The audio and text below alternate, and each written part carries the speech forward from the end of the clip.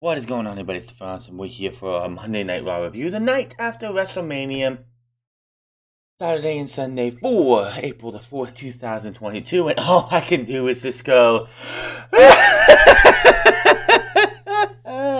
This is supposed to be the biggest night of the year. The biggest night that we have surprises, we have call-ups, we have returns, we have feel-good moments. Everything was a waste of fucking time. I remember Raw after WrestleManias that were awesome. Ziggler cashing in the night after WrestleMania, one of the biggest pops ever. Brock Lesnar returning the night after WrestleMania, once in a lifetime happened. John Cena comes out the next night, Brock returns. First time we saw Brock Lesnar guy, he's a guy all over the place now, but still, that was a big one as well. What do we get this year? Cody Rhodes coming back, going into his alligator tears. You got to make sure he cries when he talks about his daddy and what he wants to do to honor his father and everything. And it's like, give me a fucking break. People online on social saying like, "Oh, he had me tearing up because nobody does emotions as well as Cody Rhodes." Shut the fuck up. This is the same garbage he was spilling in fucking AEW. Is gonna bring it over here and do the same exact thing. Waste of fucking time. Waste of a fucking promo. Of course he wants to be WWE Champion. That's what everybody on the main roster. If you don't go into WWE wanting to sniff or touch the WWE Championship, you're in the wrong fucking business. It's been said countless times.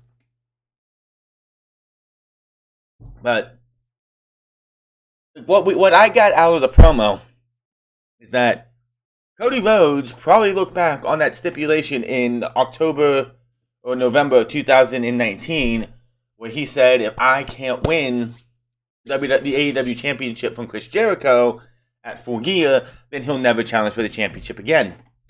And looking back, I'm like, that was the biggest mistake for my run in AEW, because he could not win the big one, because AEW wants to adhere to the stipulations. As you know, in professional wrestling, stipulations usually get broken. WWE does it all the fucking time. And AEW doesn't want that to happen. They want to actually adhere, like, hold up those stipulations. Now, that's fine.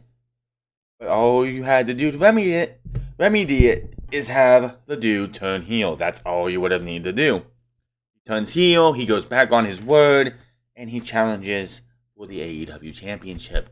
And his value would have been higher than it was. But no. And here he is now, hoping to become the world champion. A championship his father never got to hold. Now, he did show a picture on the Tron, because he did start the show. And by the way, Cody has the entrance where, he comes up from the floor. But WWE does their stages now to where the stage is like pretty much on the ground floor.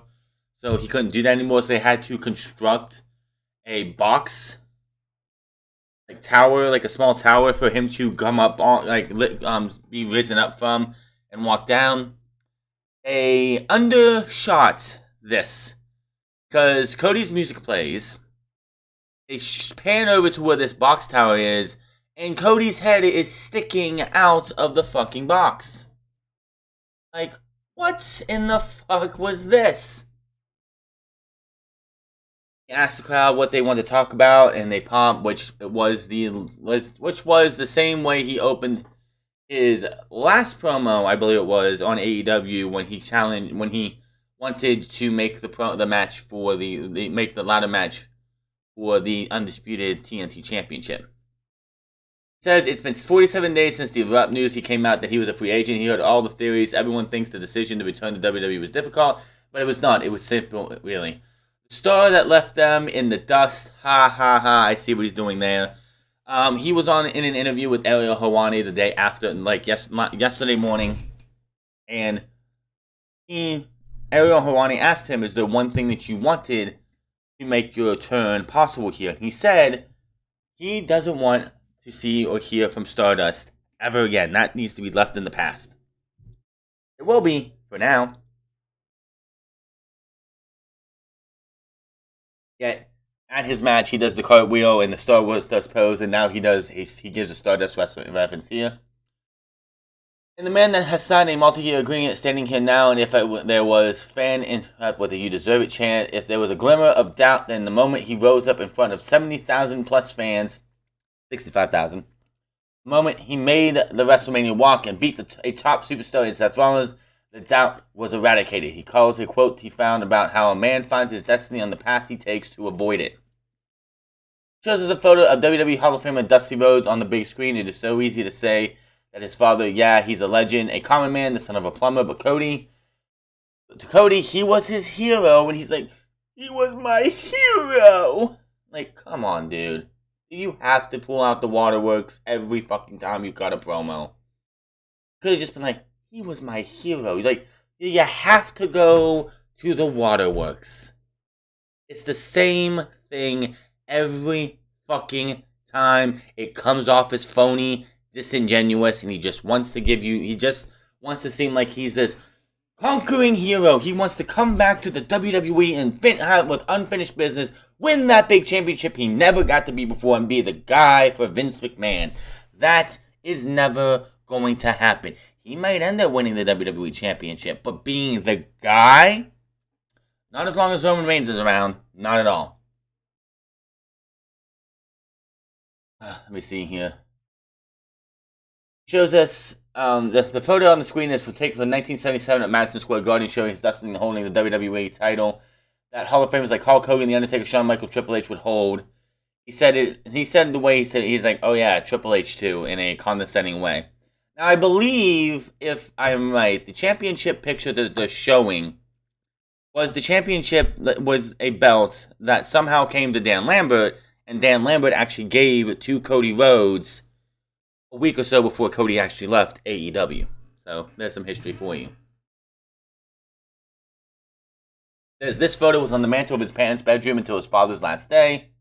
He gets a bit emotional because Cody can't go without a promo without getting emotional. He says he got hip when he got hip to the industry, he found the courage to say to his dad he didn't know he was champion like Hogan was. And his dad looked him in the eye, the same eye his daughter has, and explained how it was a champion's advantage, and he won by countout but didn't take the title home. Cody was just 8 years old, and he knew that he would win this title one day. He replaced it and bestowed it into his hands of the American Dream, telling him no one can take it away from us now. Those who are new to his journey, unfortunately, that dream died.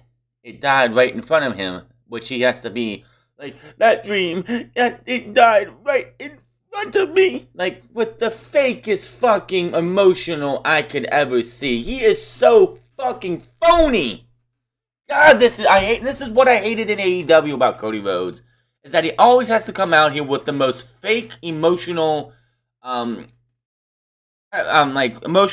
emotion on him. He always has to go into the cries and act like he's fucking, like, calm the fuck on, dude. This was absolutely some of the worst television I have ever fucking seen. This is what you're gonna bring there, WWE. You're gonna cry every fucking time you cut a promo? Give me a fucking break.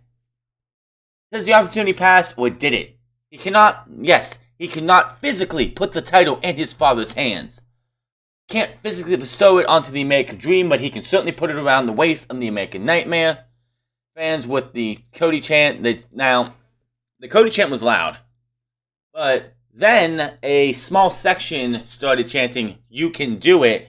It wasn't the whole crowd, but like a section, and then it grew to the whole crowd. It says his intentions are clear. He made it clear. He stands in front of you, finally ready, and he's going to do it. He's going to give the distinction that his family has long since been denied. He's doing it for the fans, for himself, for his family, and he's going to do it for the American Dream.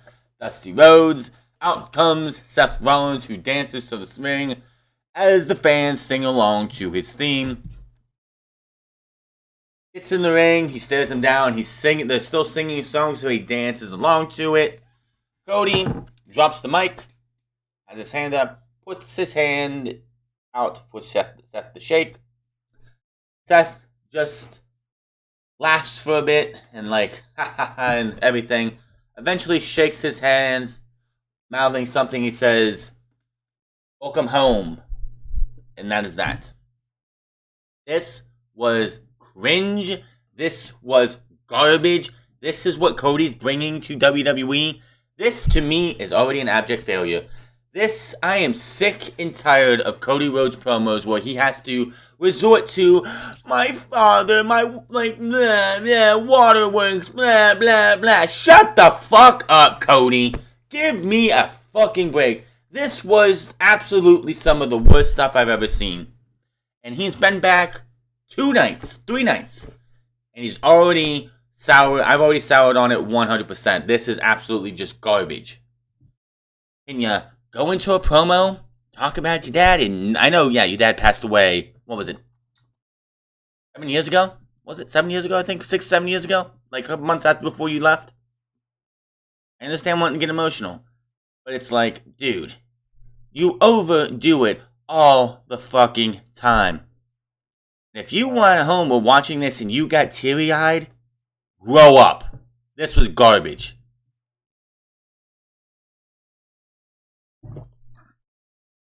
Jimmy says Undisputed Champion Roman Reigns will be here tonight. Tag Team Champions RK Bro and United States Champion Finn Balor face Tag Team Champions from SmackDown, the Usos, and Austin Theory in a 6-man tag match. Raw Women's Champion Bianca Belair will also be here. Champions Contender match, Sasha Banks and Naomi versus Liv Morgan and Rhea Ripley. Okay, so this is a Champions Contender match. And usually if the Champions Contenders match, the champion loses, I'd say 9 out of 10 times. And somehow, someway, the challenger, still gets a title shot. What do you think happened here? Liv Morgan and Rhea Ripley lose this match. Okay. So, it was a decent match. I mean, it's great to see that Sasha Banks and Naomi are actually having matches on television instead of, like, doing stupid skits backstage and everything like the last champions did. But match was fine. Lung blower, the double team modified lung blower to Liv for the pin and the win. After the match, they go away celebrating. Rhea Ripley gets in the ring. She is disappointed. She is not happy. Liv tries to get up, to get with her partner, and Rhea Ripley just turns and walks away. Now,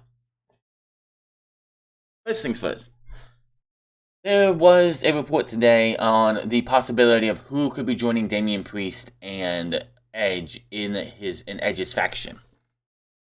One of those was Rhea Ripley. The other one happens to be Tommaso Ciampa. So we'll see what happens with that. But later on in the night, Liv Morgan walks up to Rhea Ripley and is like, "What the hell was that earlier?" And Rhea Ripley's like, I talked to Adam Pearce and convinced him to get us a tag team championship match next week. Even though you had a championship contenders match earlier in the night and you lost. So why do you deserve a championship match? I don't understand that. I don't understand that at all. So as Rhea Ripley's leaving, Kevin Owens' music hits. He comes down to the ring. Liv Morgan's chasing after Rhea Ripley. He comes to the ring and he says, "You know what? I probably made a mistake at WrestleMania. When he had Hall of Famer Steve Austin on the KO show, he underestimated the Texas Rattlesnake a little bit because Stone Cold is still great. But you gotta be great to step in the ring with one of the greatest of all time." He says, you can boo me all you want, but it's the truth. I'm one of the greatest to step inside this ring. One other match with it, but he did come out with his excuse because it's a heel with a wheel of excuses. Let's spin the wheel. Oh, that's right. Here it is. You had a bad back. That was the wedge on the wheel of excuses for Kevin Owens and why he got his ass kicked by Stone Cold Steve Austin on Saturday night. Wheel of excuses. I'm gonna have to use that more. It says it was a great win for Austin. It should be listed with the record book as being over with someone who wasn't 100%. Actually, it should be stricken from the record book. He goes on ranting about Austin is back. Out comes, it says Ezekiel. And I'm thinking, the only person in WWE I know who had that name was a guy named Ezekiel Jackson. I'm like, oh, please don't tell me they brought him back. But no. Out walks This guy, and for a second there, I didn't know who it was because it wasn't like if they were walking out and they didn't have a close up yet. But when they got close up, I'm like, holy fuck! What the hell did they do to Elias? Elias has shaven his beard. He's wearing, if I'm correct, on the WWE 2K, like a couple like character screenshots or something, like character cards for WWE 2K22. There was a shot of Elias wearing the same exact gear that Ezekiel was wearing, only he still had his beard. Now, back when they got rid of the singer Elias and everything, there was some new gear and stuff, and this new look of his with the beard still, and people said he looked sort of like the Macho Man Randy Savage, so Vince McMahon nixed it. How do you solve this problem? You shave the beard. So he walks to the ring. He says he is not Elias. He is Elias' younger brother, Ezekiel. Crowd does not buy in this one bit. They're saying, yes, you are. Yes, you are. Owen says no. He recognizes always this is Elias. He insists he's the younger brother of Elias. His name is Ezekiel. Owens hates lies. Ezekiel says, then you must hate yourself because you lied to Stone Cold Steve Austin on Saturday because you got that. You got stunned. You got stunned chance. He says he doesn't like Elias. He'll give Ezekiel 10 seconds to get out of the ring or else. Fans count down with Owens. They go a little bit faster, so he slows down the count. He gets to 1, and then he walks out. While Ezekiel looks on with a smirk on his face. I don't know what the fuck they're doing here, but this was the only surprise tonight, really. Oh, and the fact that we had an Nxt Championship match tonight for some stupid fucking reason. But yeah, anybody expecting some kind of crazy call-up like a Tommaso Ciampa, LA Knight, Volta, or anything else? We didn't get any of that tonight.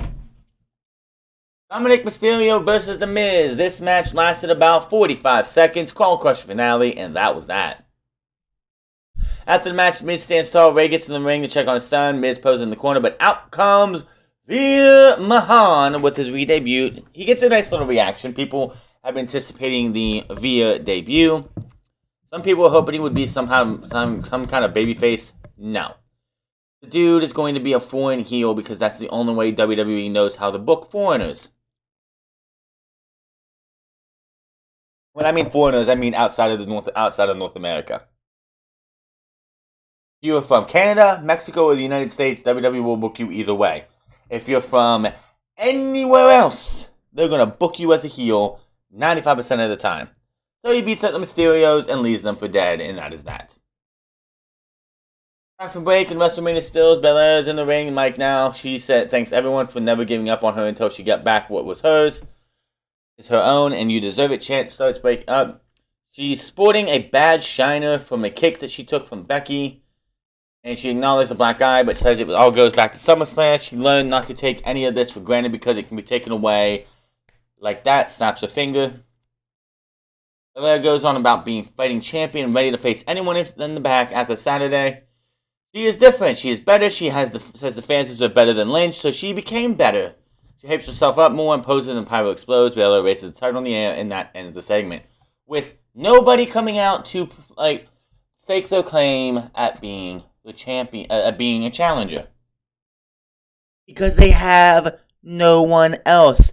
Liv Morgan and Rhea Ripley are going to get a tag team title match next week. Zelina Vega and Carmella break up later on. Neither one of those are worthy of a title match. You got nothing. Nothing. Who do they have besides having Becky come back and have a match with her at WrestleMania Backlash, which is, I know that's where it's going. We will see Becky versus Bianca for the gazillionth time at WrestleMania Backlash because it's WrestleMania Backlash. Baron Breaker versus Dolph Ziggler. The crowd gave no shit to this match. When you're wrestling a match and you hear this crowd start singing the singing Seven Nation Army and just goofing off and not really paying attention to the match, you lost. I don't know why this match was here. Why you didn't have Braun Breaker win the championship on Saturday. This made literally no sense. Unless you were bringing Braun Breaker up to be on the main roster, there was no reason for this match. Braun is the new NXT champion. I don't know why they didn't have it win it on Saturday. Had the ample opportunity to win it on Saturday.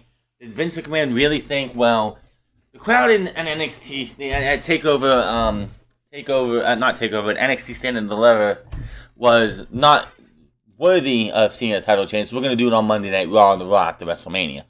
The crowd did not give one fuck about this match until Braun Breaker hit Dolph Ziggler with a stiff as shit out of nowhere spear. They popped for that. He got him up, hits the fucking power slam for the pin and the win, and the crowd actually came alive for that.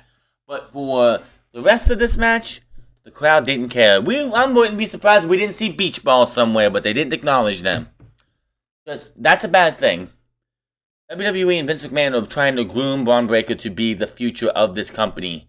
And you bring him on Monday Night Raw tonight, and the crowd...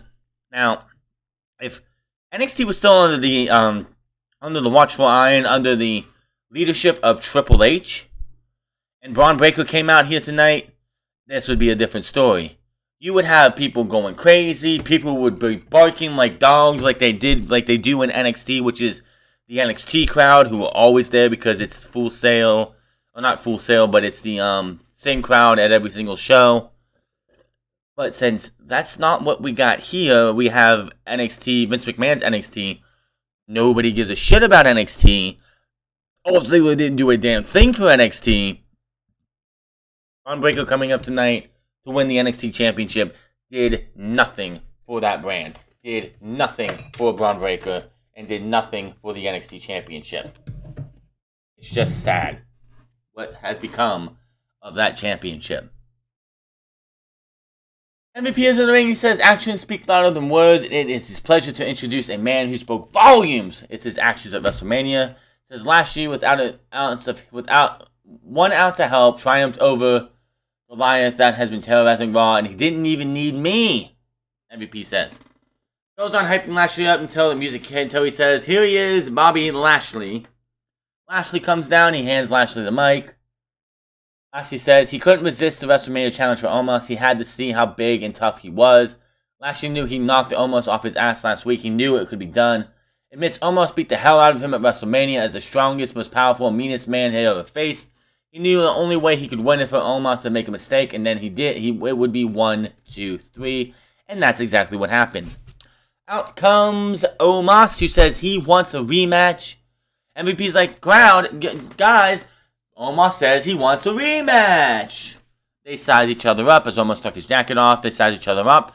All of a sudden, MVP from behind to Bobby Lashley, cracking him, taking him down. Omos beats him up. They both take turns beating up Bobby Lashley, leaving him dead. Of course, MVP is pissed off because Bobby Lashley did everything he did the last 2 weeks by himself.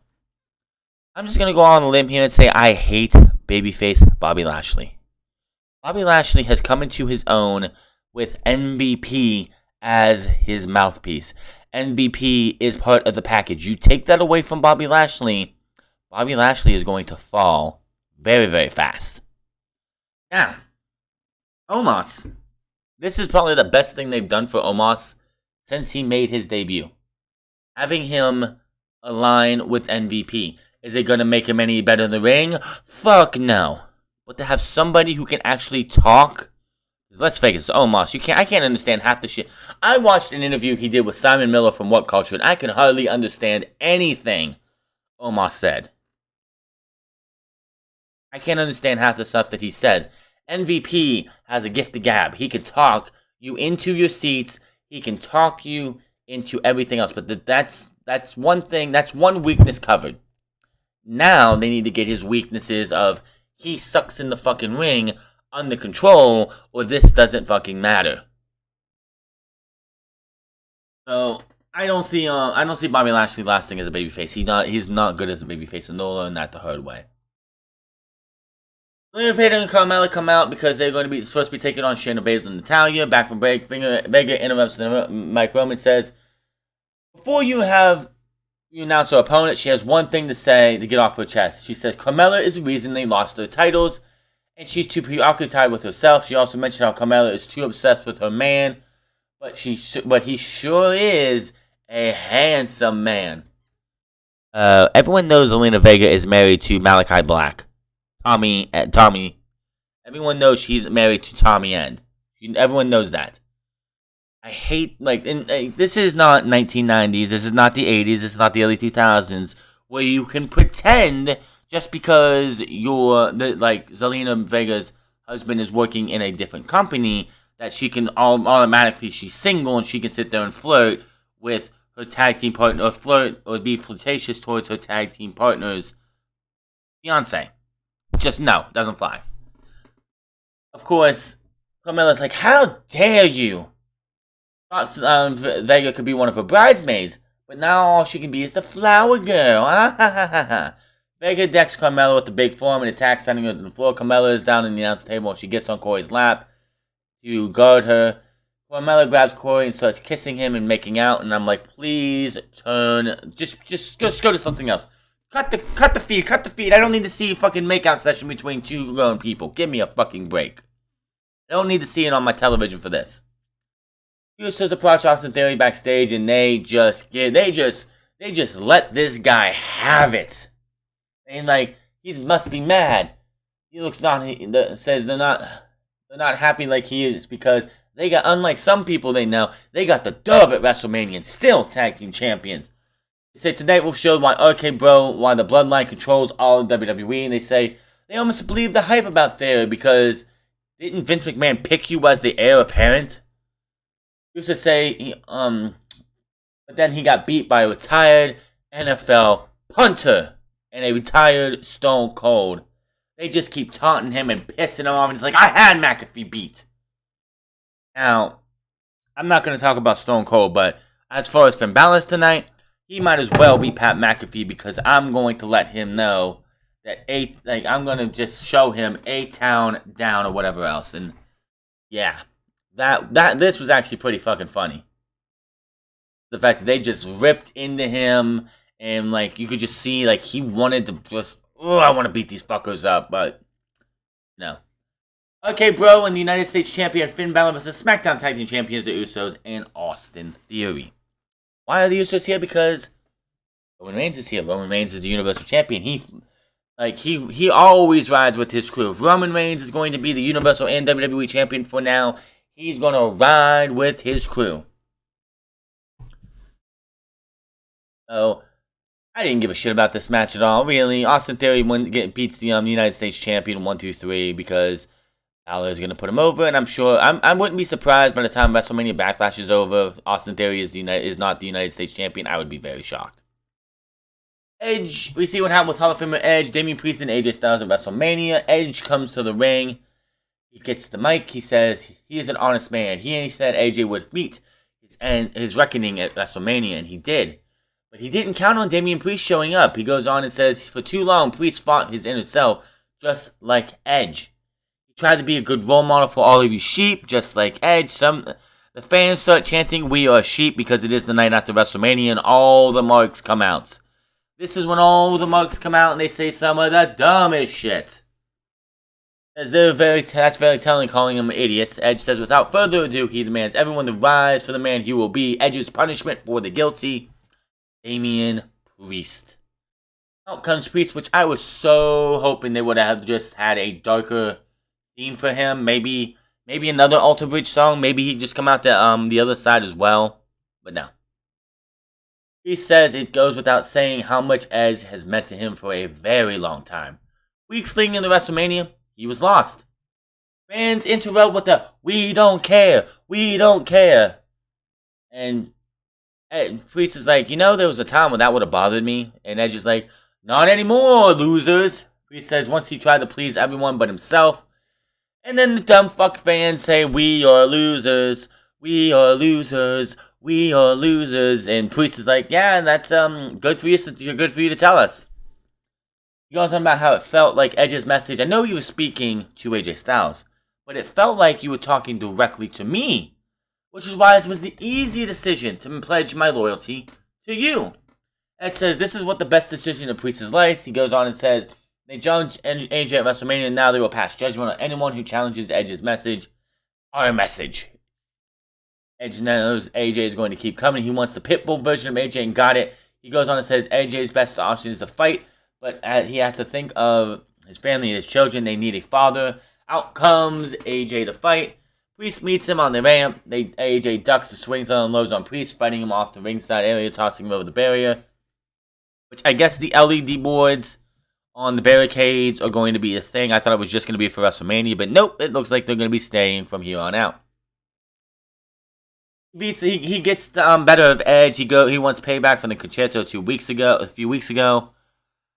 He gets the chairs in there, gets ready to set that up, but Priest rushes in and beats them down. He beats him down and stomps him down. Edge and then we're going to set up the concerto, but here come the refs and the producers, Jamie Noble, and I think Adam Pearce was out there too. Edge and Priest look down at AJ and smirk. They drop the chairs and exit the ring.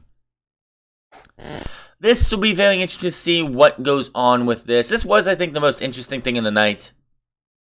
Street Profits versus Alpha Academy as we get ready closer to the end of the show. Now, before the match even started, the Street Profits just the Alpha Academy attacked the Street Profits. Everybody's fighting. Adam Pearce comes out and says, whoa, whoa, whoa. If y'all just wanted to fight each other, why don't you just come to me? Says, ref, get everyone in the ring. This is going to be a no count out, no disqualification. We don't need no tags because this is going to be a good old-fashioned Texas tornado match because we are in the heart of Texas. So we have this, and it was everybody for themselves beating the shit out of each other all over the place. Ford goes to the top, the flybook cable cuts him off, then moves the table. Cable climbs up to Ford for a superplex through the table, but Ford resists. Ford back fist Cable to the mat. Profits end up. Dawkins then slides in, smacks the taste out of his mouth, puts him on the table. Ford rushes to the top, leaps off with this frog splash. Wasn't the prettiest frog splash. His legs actually hit first. He goes through the table. 1, 2, 3. The Street Profits are your winners. And that was that. Next week, we actually got some matches. AJ Styles versus Damian Priest. Damian Priest needs to win. Veer Mahan takes on Rey Mysterio and Rhea Ripley in the Liv Morgan challenge Sasha Banks and Naomi. I fully expect Sasha Banks and Naomi to retain, and then Rhea Ripley destroys Liv Morgan afterwards, and then she will be pledging her allegiance to Edge. We go back to commercial, we come back, and here we come with the Bloodline. And Heyman is carrying both titles. They stop. Reigns takes one title. He takes the Universal title in his right hand, the WWE title in his left hand, raises them both up, and you can see clear as day Roman Reigns was injured last night. Roman Reigns tore a meniscus, something. You can see as he's raising that title up, he's like struggling to get both up, raises them up, and then gets right back down. And the WWE title comes down fast as fuck, while he slowly brings down the other one. They get into the ring. He's like twitching his arm back and forth. This is very bad. Because Roman Reigns is the fucking guy in this company. They got no one else. Yes, they just got Cody. And I don't think Cody's there to be, like, he can win the WWE Championship. He can win the Universal title. But to be the guy, they lose Roman, WWE is fucked. Whether they have Cody or not. They say Roman Reigns has to relinquish the titles or whatever. Cody wins the WWE title. Who the fuck wins the Universal title? That's a good question. You just know that this is bad for WWE. Roman Reigns has put WWE on his back for over 580 days. And it could all end because of a stupid fucking spear through the barricade, which popped his shoulder out. So, he comes in, you have Paul Heyman talk about how from the time he won the championship to now everything's gone up. Profits have come up, pay-per-view buys have gone up, which is total bullshit. And of course, the one main factor is Roman Reigns has been on top the entire time. And the show pretty much ends with Roman Reigns saying by Friday they will tell us what's next for the Bloodline. And for Dallas to acknowledge him. And And that's how the show went off the air. No Raw, no return, no debut, no return, no surprises, no nothing, just a lame-ass ending. What's going to happen on Friday? I don't know, but Roman Reigns is probably going to be... WWE's got to be... Like, Vince McMahon's got to be holding his breath or something, watching Roman go out there and just struggle to get the one championship, the one shoulder up. And he gets in the ring, he's like just trying to get, like, he's like fucking motion, like trying to adjust his shoulder. Roman's in trouble. WWE's in trouble as well. Yeah, they just got Cody back. And they're not off to a good start with that, in my opinion. Yeah, okay, they were off to a good start at the pay-per-view because that match was fucking good. But then he comes out and gives you the same fucking type of promo he would do in AEW. And I am sick to death of seeing these fake, phony, like, promos that he comes up with. Now, no more. Be serious. Enough of the fucking waterworks. We know how much your dad meant to you, but it's like, he was my hero! Come on, dude. Give me a break. Like, if that's what we're gonna get, Cody Rhodes going to, like, bringing himself to tears every single fucking time, pass. 100%. This was an absolute waste of time of a show. This, like, I don't know. Like, I know for a while that WWE would always talk about and hype up how big the Raw after WrestleMania is. I mean, that was the night that Rock destroyed, like, that's the night that X-Pac came back to the WWF. The night that Mankind made his debut and destroyed The Undertaker was the night after WrestleMania. Like I said, Dolph Ziggler cashing in Money in the Bank. The biggest fucking reaction on that night. The night after WrestleMania where Shane McMahon faced The Undertaker at WrestleMania, he was given the control of Raw for a whole month. Which eventually led to the brand split where we are today. But this was the best you could do. You had Tommaso Ciampa wave his goodbyes. Now, Tommaso Ciampa might show up on SmackDown. Tommaso Ciampa might show up next week in that AJ Styles and Finn Balor and Damian Priest match if the rumors are true that he's going to be joining Edge's stable and cost AJ Styles the match, and then him and Damian Priest destroy AJ Styles. Who knows?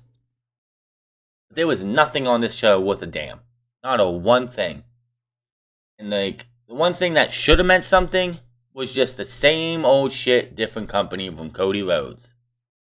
And I don't give a shit. This was, again, mid, and if you missed tonight's show, you didn't really miss anything.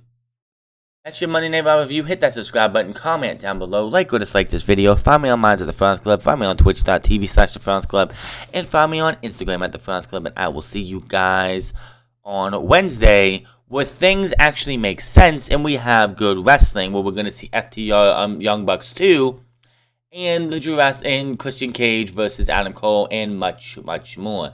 Until then, my name is The France, and I'll see you guys later.